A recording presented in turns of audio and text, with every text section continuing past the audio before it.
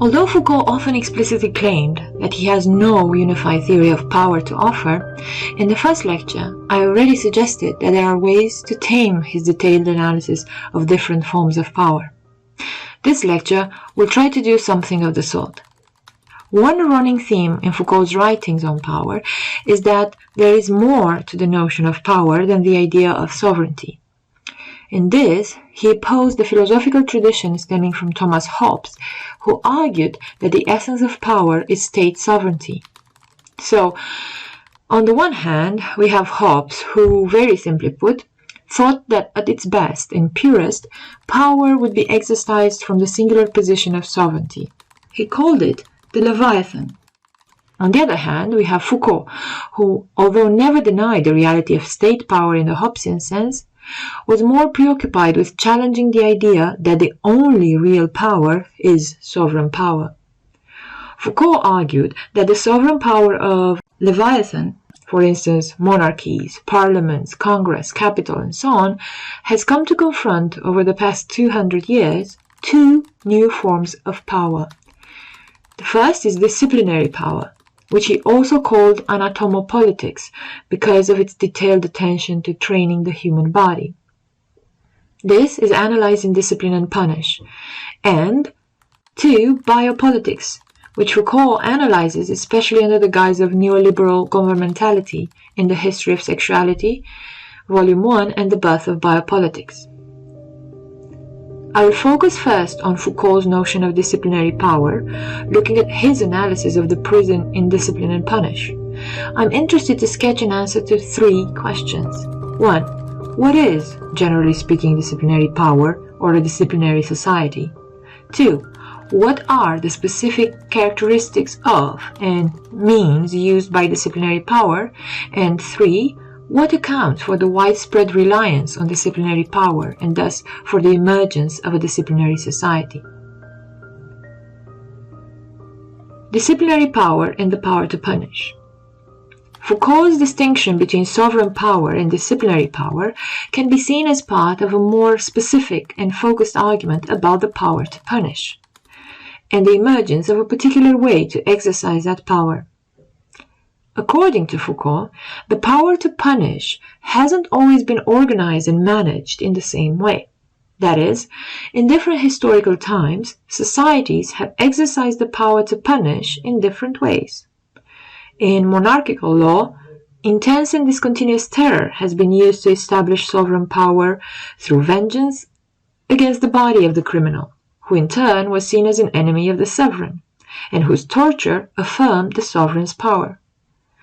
Reforming jurists later on used imprisonment only in exceptional cases, typically in response to crimes that limit the liberty of others, and relied instead on a wide range of other sanctions, such as public works, fines, public shaming, to instruct the public about the rules and provide incentives for compliance.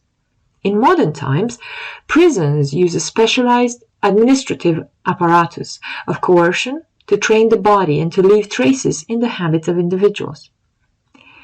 Foucault asks, why do we see the rapid emergence of prisons, what he calls the coercive, corporal, solitary, secretive model of the power to punish, as the dominant form of punishment?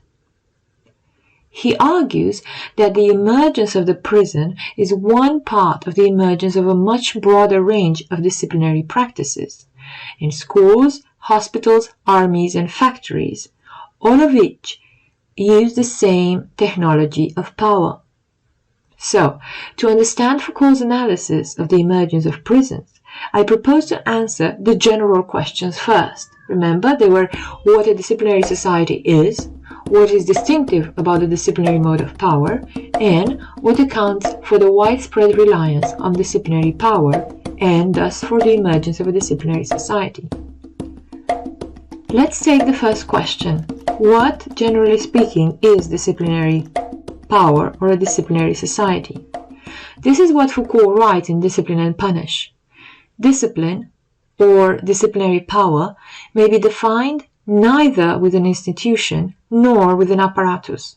It is a type of power, a modality for its exercise, comprising a whole set of instruments, techniques, procedures, levels of applications, targets.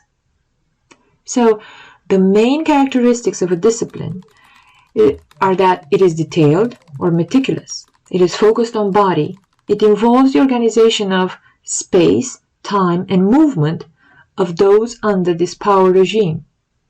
So discipline can be characterized as a general formula for domination. It comprises techniques for identifying and ordering human differences that can be used in various institutions, like armies, schools, and hospitals. The objective of discipline is, generically speaking again, to get an ideal mix of docility and utility, that is, of obedience and usefulness. To put it in a more catchy Foucauldian phrase, the aim of disciplines is to produce docile bodies. So, the aim of a discipline is not simply trying to control, but to make maximally effective use. And in particular, to make maximally effective use not simply of individuals, but of a multiplicity or diversity of individuals. In this respect, Foucault claims that disciplinary power is different from slavery, service, and monasticism. Foucault also says that disciplines have the triple objective of minimizing costs, both economic and political, maximizing intensive effects, and maximizing output of apparatus. So, in short, a disciplinary society is a society in which there is widespread reliance on institutions which deploy methods, so-called technologies of power, of ordering groups of people with the aim of obtaining an optimal mix of docility and usefulness in a multiplicity. It is also worth stressing that in a disciplinary society, disciplinary power is implicated or mixed with non-disciplinary forms of power. So disciplines are no longer used simply as a method for quarantining dangerous populations, but they are spread through the whole social body. Let's go to the next question.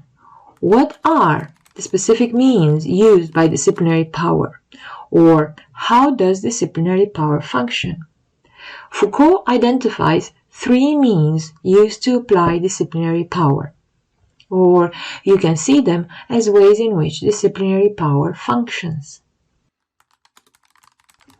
The first means is hierarchical observation or surveillance. To a great extent, control over people or power can be achieved merely by observing them. A perfect system of observation would allow one God to see everything. This situation is approximated in Jeremy Bentham's idea of a panopticon. More about it a bit later. But since this is not usually possible, there is a need for relays of observers, hierarchically ordered, through whom observed data passes from lower to higher levels. The second means of achieving disciplinary power is what Foucault calls normalizing judgment. This implies the use of a common set of standards to which all are to conform and by reference to which all are graded and judged. Foucault notes that a distinctive feature of disciplinary control is its concern with what people have not done, so non-observance, with a person's failure to reach required standards. This concern illustrates the primary function of modern disciplinary systems, namely to correct deviant behavior. So the main goal, again, according to Foucault, is not revenge, but reform, where reform means primarily coming to live by society's standards or norms. Foucault observes that this idea of normalization is pervasive in our society. We have national standards for educational programs, for medical practice, for industrial processes and products, and so on. Finally, the third means of achieving or applying disciplinary power is examination. This is a method of control that combines hierarchical observation with normalizing judgment. Examination is a prime example of what Foucault calls power knowledge, because it combines into a unified whole the deployment of force and the establishment of truth. It both creates the truth about those who undergo the examination, so tells what they know or what is the state of their health, and controls their behavior by forcing them to study or directing them to a course of treatment. The examination also places individuals in a so-called field of documentation. So, for instance, the results of exams are recorded in documents that provide detailed information about the individuals examined and allow power systems to control them. Consider absentee records for schools, patient chart in hospital. On the basis of these records, those in control can formulate categories, averages, and norms that are in turn a basis for knowledge. So the examination turns the individual into a case in both senses of the term, a scientific example and an object of care. Caring is also an opportunity for control. In his analysis of disciplinary power, Foucault often talks about the construction of individuals by means of disciplinary power. What does he mean by this? Let us look at each of the levels at which, according to Foucault, the individual is constructed by disciplinary power. The so-called cellular level refers to the control of space and assignment of people to locations that serve both to control opposition and to generate maximal product. Different disciplinary institutions, the army, the school, will create certain specific habits in individuals which will determine, among other things, how they place themselves spatially with respect to others. This, in turn, will have effect on the interactions or social relations between individuals. The hard task of the spatial aspect of discipline is that you can't simply isolate people from one another, but you need to secure controlled collaboration in different contexts by different means, at work, in the army, in the school, to obtain the kind of individual that is obedient. Then Foucault also talks about the constructions of individuals at the organic level. This refers to the use of techniques to train the body so that its capacities are maximized and no energy is wasted. This level includes training the activities of the body down to particular gestures, training the whole body itself so that these particular gestures are made with greatest effectiveness and speed. Common example in teaching handwriting, or instructions offered in posture and positioning of all parts of the body in different circumstances. Ensuring that the gestures and overall training of the body fits the body to the tool it uses, so to the weapons or to the machine, to the weapons in army, to machines in factories. Foucault also says that the individuals are constructed at genetic level, which refers to the organization of the time of the individuals, so that individuals pass through a series of exercises of increasing complexity. This aims to make individuals maximally usable at the end of their training.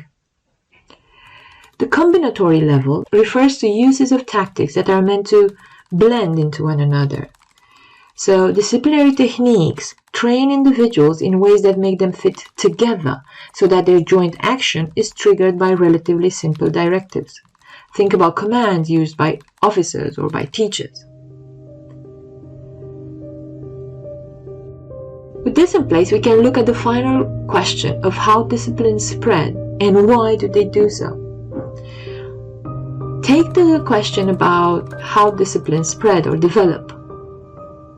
When it comes to explaining the spread and development of disciplines, Foucault identifies three main mechanisms. These are functional inversion, swarming or spilling out, and state involvement.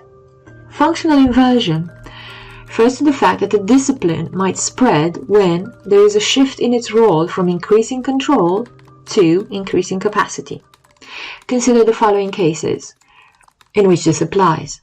The shift in the military from capturing deserters to coordinating and constructing more effective military power, or the shift from preventing theft of materials in a factory to increasing labor productivity, or finally the shift from confining disorderly children to training them for useful activity. The second mechanism of how discipline might spread is swarming or spilling out. Often in the development of disciplinary power, there is an extension of surveillance and control to surrounding population. Think of the control that schools exercise that's extended to parents and neighbors, or the control that hospitals exercise to the control that surrounding populations, in cases of pandemics, for instance, exercise.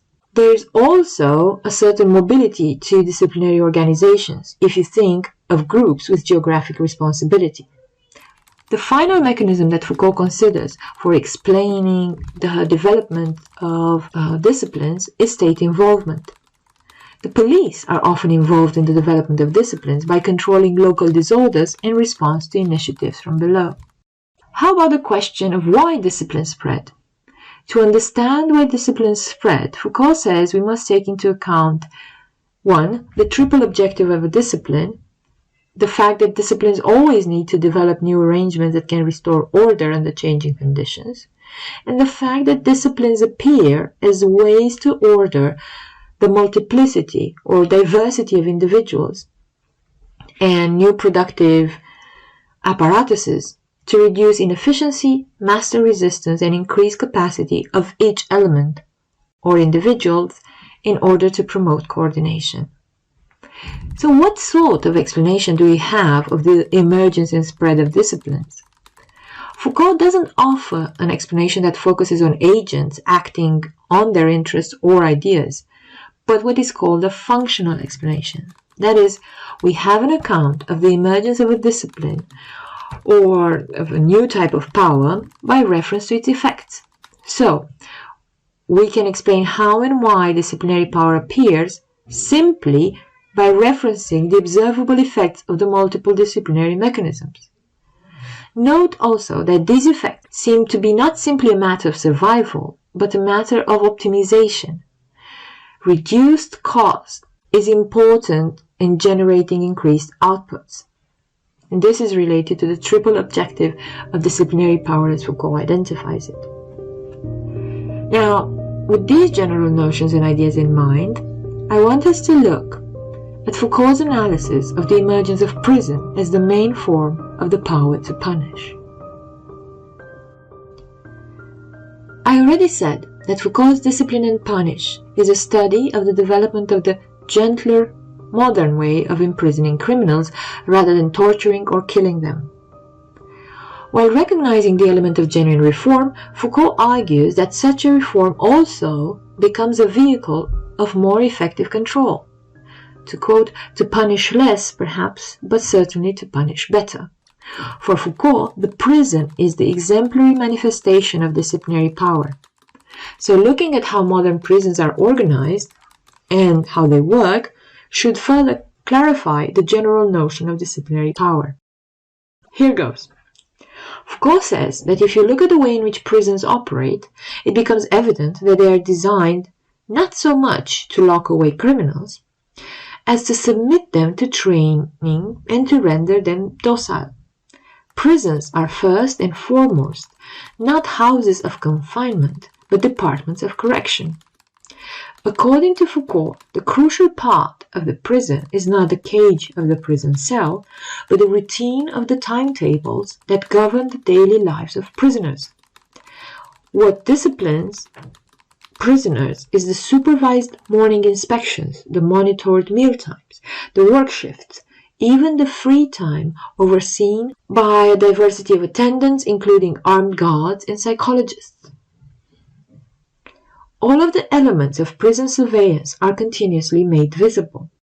Prisoners must be made to know that they are subject to continual oversight. The purpose of constant surveillance, according to Foucault, is not to scare prisoners who are thinking of escaping, but rather to convince them to regard themselves as subject to correction.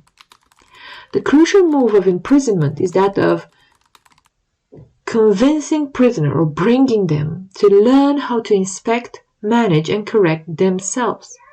So if effectively designed, supervision is meant to render prisoners no longer in need of their supervisor, for they will have become their own attendant. This is docility. Foucault illustrates this distinctive disciplinary mode of power with the image of the panopticon, a model of the maximal surveillance prison proposed by the English philosopher Jeremy Bentham. The design of the panopticon was the following. A circle of cells radiate outward from a central guard tower. Each cell is positioned facing the tower and lit by a large window from the rear so that anyone inside the tower could see right through the cell in order to easily apprehend the activities of the prisoner therein. The guard tower is eminently visible to the prisoners, but because of carefully constructed blind windows, the prisoners cannot see back into the tower to know if they are being watched. This is the design of ceaseless surveillance. Now, no prison was ever built according to Bentham's exact specification, though some came close. One approximation, the Stateville F House in Illinois, was opened in 1922 and was finally closed down in late November 2016. The important thing about the panopticon was that even as a thought experiment, it manages to capture what it is to be subject to the ultimate form of disciplinary dressage. And Foucault suggests that the model of disciplinary power illustrated in the prison applies to other institutions and parts of our modern societies as well. So the final sentence of the section entitled Panopticism asks, is it surprising that prisons resemble factories, schools, barracks, hospitals, which all resemble prisons? If Foucault is right, it seems to follow that we are subject to the power of correct training whenever we are tied to our school desks, our positions on the assembly line, or perhaps most of all in our time, our cubicles and open-plan offices, so popular as working spaces today. Discipline, according to Foucault's historical and philosophical analysis, is a form of power that tells people how to act by coaxing them to adjust themselves to what is normal. It is power in the form of correct training. Discipline does not strike down the subject at whom it is directed in the way that servancy does. Discipline works more subtly in order to produce obedient people. Foucault called the obedient and normal product of discipline docile subjects.